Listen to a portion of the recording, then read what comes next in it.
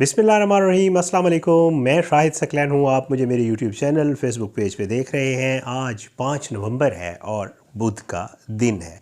बात करेंगे ओवरसीज़ पाकिस्तानी बहन भाइयों के हवाले से। एक ऐसी कहानी जो मुझे ख़ुद रफ़ीक साहब ने भेजी, मैं नाम तब्दील कर देता होता हूँ। ताल्लुक़ उनका आज़ाद कश्मीर से है।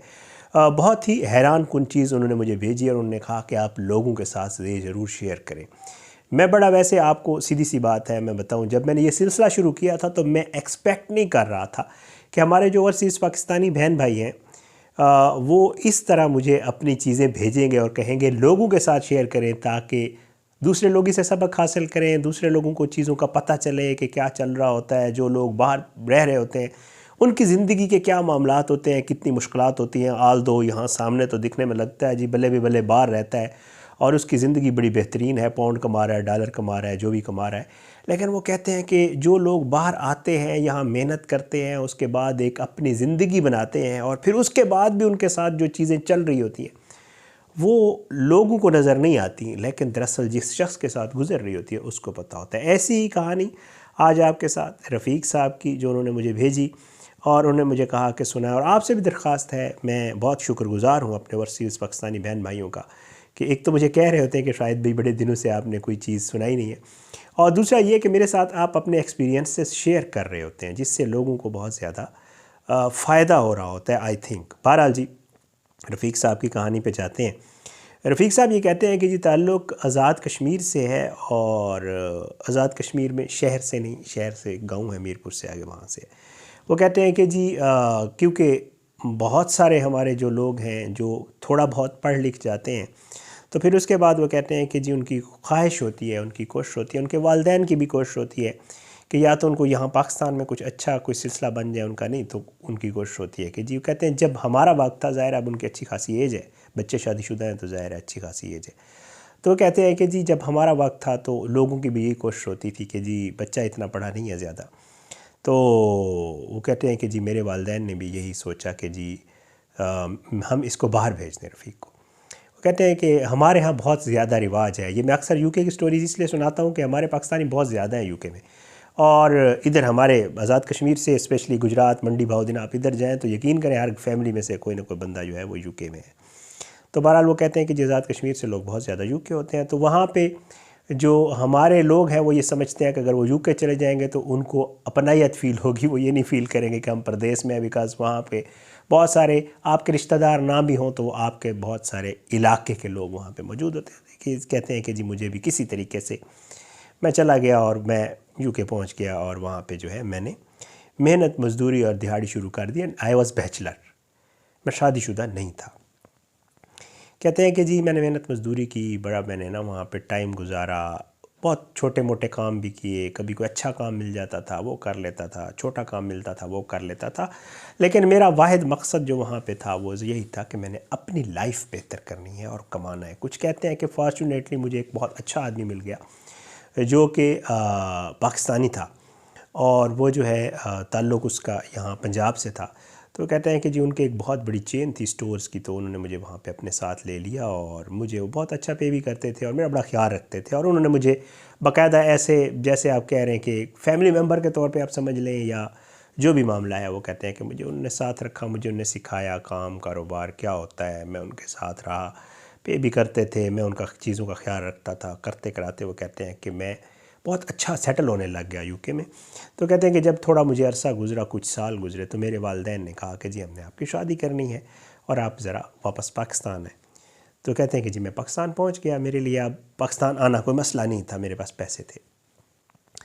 कहते हैं कि जी मेरे वालिदैन ने मेरी जो शादी है वो मेरी अपनी कज़न से कर दी और मैं जी कुछ अर्सा यहाँ रहा पाकिस्तान और उसके बाद मैं वापस चला गया।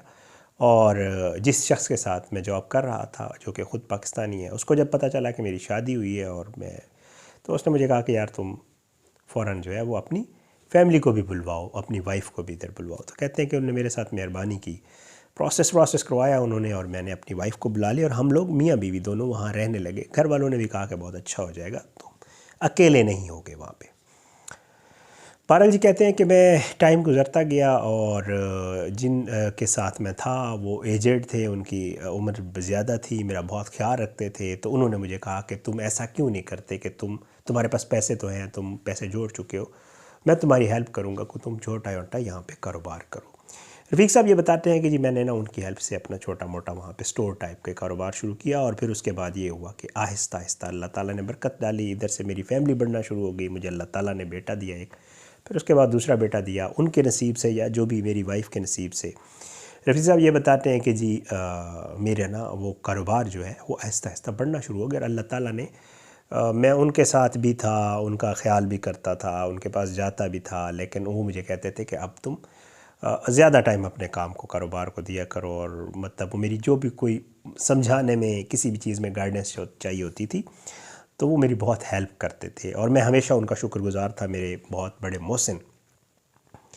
तो उन्होंने मुझे वहाँ सेटल होने में सारा साथ दिया, जो फैमिली सेटल करने का मामला था। कहते हैं अल्लाह ताला ने मुझे 2 बेटे दिए और मेरा कारोबार इतना बेहतर हो गया कि मैं अब अफोर्ड कर रहा था अपने फैमिली को भी, बच्चों को भी, और गाड़ी शाड़ी भी ले ली थी और मैं बहुत सेटल हो गया था। मतलब मैं वो वाला रफ़ीक नहीं रहा था जो कई साल पहले यहाँ से गया था। और तो कहते हैं कि मैं सेटल हो गया, मैंने अपना कारोबार शुरू कर दिया, अल्लाह ने मेरे कारोबार में बरकत डाली और कारोबार में इतनी बरकत हुई कि मैंने पहले गाड़ी ली, गाड़ी के बाद मैंने घर ले लिया अपना, और घर जो है वो आहिस्ता आहिस्ता कारोबार बढ़ने के साथ साथ घर भी बड़ा होना शुरू हो गया। घर में तब्दील करता रहा। कहते हैं टाइम गुजरता गया, मेरे बच्चे पैदा हुए, बड़े हुए, स्कूल कॉलेज सारे मामलात होते गए।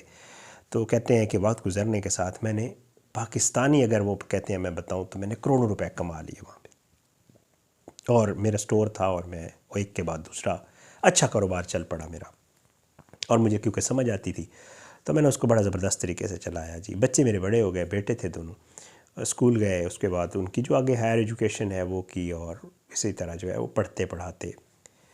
तो मुझे ये कहते हैं रफ़ीक साहब कि जी जो मेरी जो वहाँ पे पाकिस्तानीज़ हैं उनके यहाँ भी आना जाना था फैमिलीज़ के साथ, और वहाँ पे आपको पता है कि जो कम्युनिटीज़ होती हैं वो मिक्स होती हैं, कुछ इंडियंस होते हैं, कोई बंगाली होते हैं, कोई कहीं से आए होते हैं, कोई कहीं से आए होते हैं, और बच्चों की स्कूलिंग भी इसी तरह हो रही होती है वहाँ पे। जिन बच्चों का ब्रॉटअप होता है, ज़ाहिर है अगर आप उनको बहुत ज़्यादा वो करके ना रखें अपने ख़्याल में या अपने हिसाब में, तो वो बच्चे फिर अपने हिसाब से बड़े होते हैं। तो वो कहते हैं क्योंकि मैं बिज़नेस में ज़्यादा बिज़ी होता था, कारोबार के चक्कर में होता था, तो कहते हैं शायद भी फ्रैंकली सीधी सी बात है, मैं शायद बच्चों को उस तरह टाइम नहीं दे पाया, अपने दोनों बेटों को, कि मैं उनको अपने साथ, अपनी माँ के साथ, या अपने मुल्क के साथ, या अपनी हमारे जो वैल्यूज़ हैं, अक़दार हैं, उनके साथ जोड़ के रख सकता। तो कहते हैं कि मेरी गलती है ये। तो कहते हैं बेटे बड़े होते गए, पैसे शैसे थे हमारे पास, गाड़ियाँ भी थीं, अब तो मेरे पास गाड़ियाँ थी, मेरे घर भी बहुत बड़ा हो गया था, और कोई मसला नहीं था बच्चों को। तो मैंने तो बड़ी मुश्किल लाइफ गुजारी थी शुरू में, स्टार्ट में, लेकिन ये है कि अल्लाह का शुक्र है, वो जब बड़े हुए तो उनको कोई परेशानी नहीं थी, उनके पास पैसों की रेल पेल थी और बड़ी अच्छी लाइफ गुजार रहे थे वहाँ पे। तो कहते हैं कि जी वही हुआ, जैसे जब आप बाहर जाते हैं, मैं अक्सर वीडियोज़ में जिक्र करता रहता हूँ कि जब आपके बच्चे बड़े होते हैं तो फिर उनके ऊपर आपकी मर्ज़ी नहीं चलती, फिर मेरी मर्ज़ी, वो कहते हैं, मेरे बच्चों पे नहीं चलती थी। मेरी वाइफ और मैं, हम दोनों, अब हमारी उम्र जो है वो थोड़ी, ज़ाहिर बात है जब बच्चे बड़े हो जाते हैं तो फिर आप, वो कहते हैं, फिर आप आहिस्ता आहिस्ता हम 40s और 50s की तरफ चले गए, और बच्चे जो है वो, उनकी जो शादियाँ होती है उसकी एज हो गई, कॉलेज यूनिवर्सिटीज़ में थे वो लोग। तो कहते हैं कि जी मेरा जो बड़ा बेटा है उसने जो है हमें कहा कि जी हमने उसकी शादी की बात की, उसने कहा जी बिल्कुल कोई मसला नहीं है, और मेरी क्लास फेलो है, मैं उससे शादी करूँगा। तो कहते हैं कि जी हमने उसे समझाया जो हम समझा सकते थे या जो हम समझते थे बेहतर है।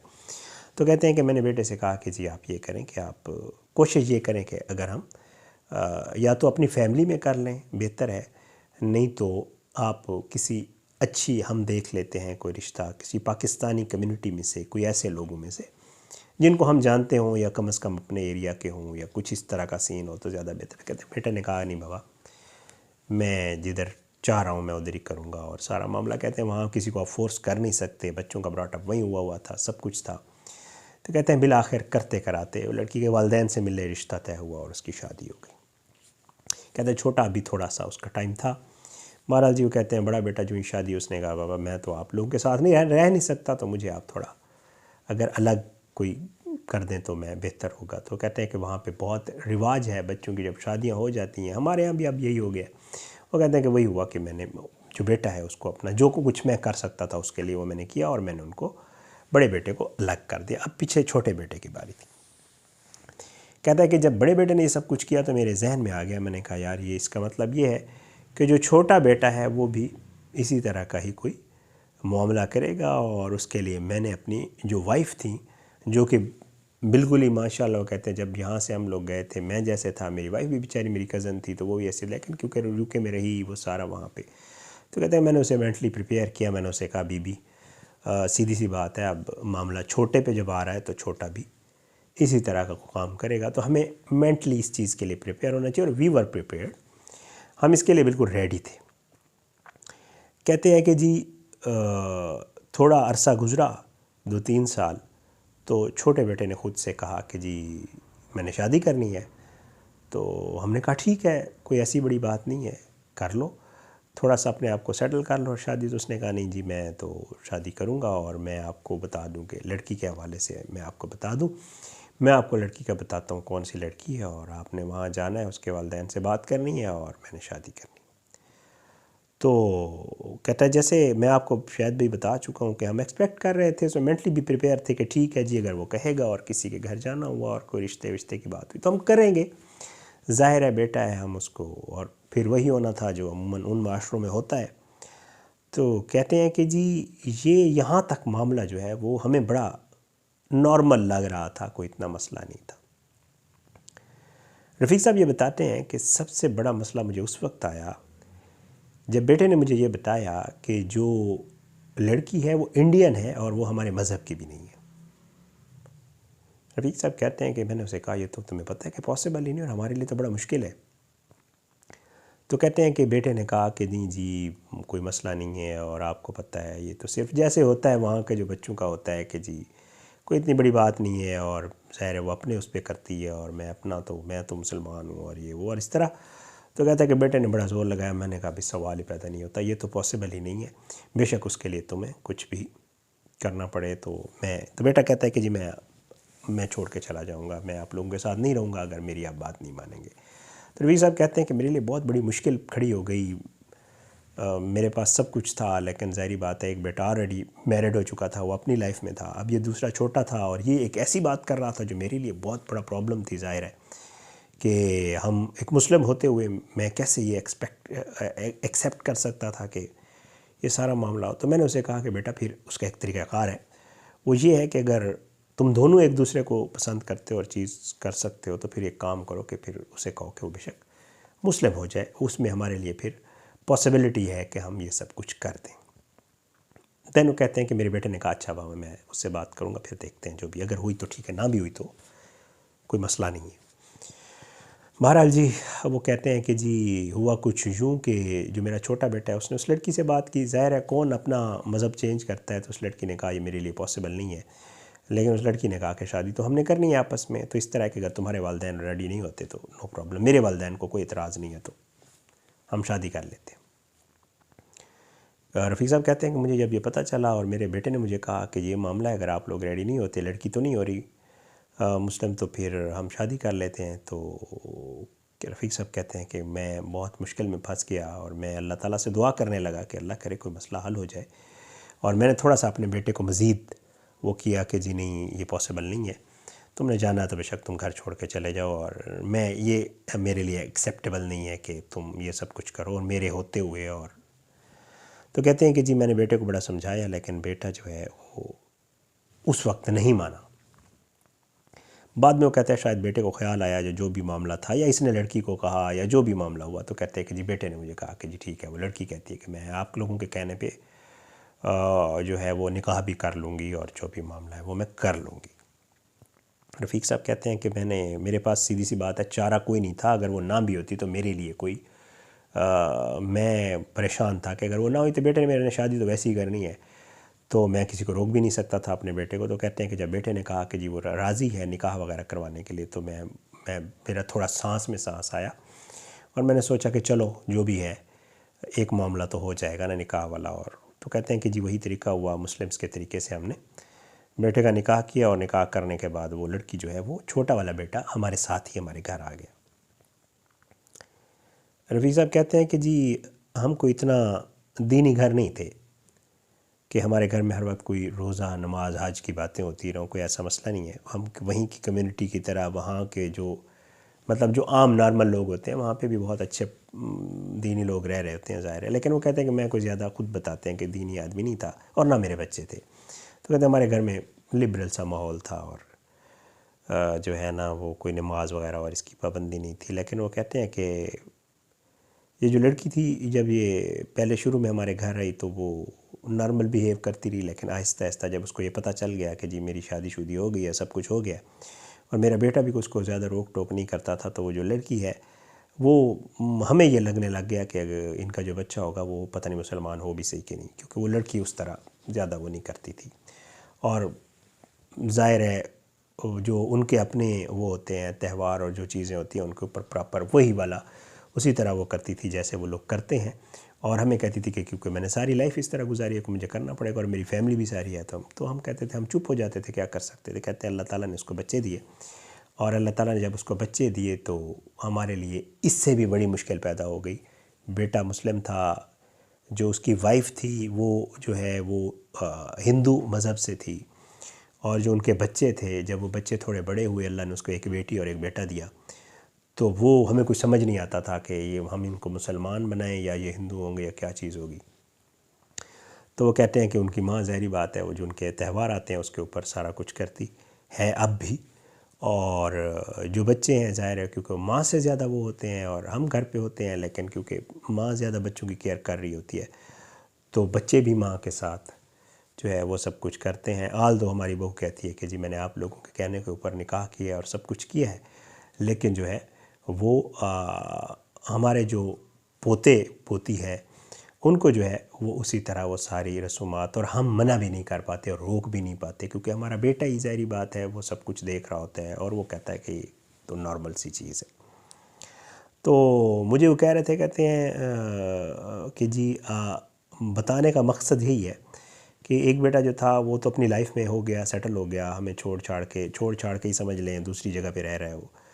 तो जो एक बेटा हमारे साथ है उसका भी हमारे साथ होना जो है वो हमारे लिए तकलीफ़ का बायस बन रहा है।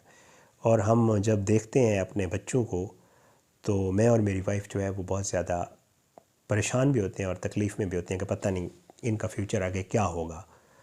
तो मुझे वही बता रहे थे कि शायद भाई लोगों से कहें बताएं कि जी कुछ चीज़ें ऐसी होती हैं जो आपको सामने नज़र आ रही होती हैं कि बड़ी नॉर्मल हैं, लेकिन दरअसल वो इतनी नॉर्मल नहीं होती। जिन लोगों की लाइफ आपको बड़ी सेटल नज़र आ रही होती है, कहते हैं मेरे पास पैसे है, सब कुछ है, सब मामलात है, लेकिन जो हम लोगों के दुख होते हैं वहाँ रहने वालों के, वो कम लोग ही अंडरस्टैंड कर सकते हैं। तो कहते हैं शायद भी अब मुझे बताएं मैं क्या करूं। मैंने कहा जी मैं, कहते हैं लोगों को भी बताएं, उनसे पूछें कि मुझे क्या करना चाहिए। मैं ख़ुद बहुत परेशान हूँ, मुझे कुछ समझ नहीं आती, मैंने सारी ज़िंदगी यहाँ गुजारी है, पैसे कमाए हैं, बहुत कुछ है मेरे पास, लेकिन मेरे पास सुकून इस सूरत में नहीं है कि मेरे जो बच्चों के बच्चे हैं उनका मुझे आइडिया ही नहीं है कि वो क्या को। आल दो हम यहाँ से गए थे और जो सारा कुछ था बड़ी हैरान कुन है, मुझे ख़ुद भी समझ नहीं आ रही थी। मैंने कहा इंशाअल्लाह इसके ऊपर बात भी करेंगे और मैंने कहा अल्लाह ताला आपको खैरियत से रखे और अल्लाह ताला आपको अपने ज़ुबान में रखे। बाकी मैंने कहा इंशाअल्लाह आपसे बात ज़रूर होती रहेगी, अपनी दुआ में याद रखिएगा। कैसी लगी आप ख़ुद बताइएगा और बताइएगा कि उनको क्या करना चाहिए, ये भी आपने मेरे साथ शेयर करना है कमेंट्स में।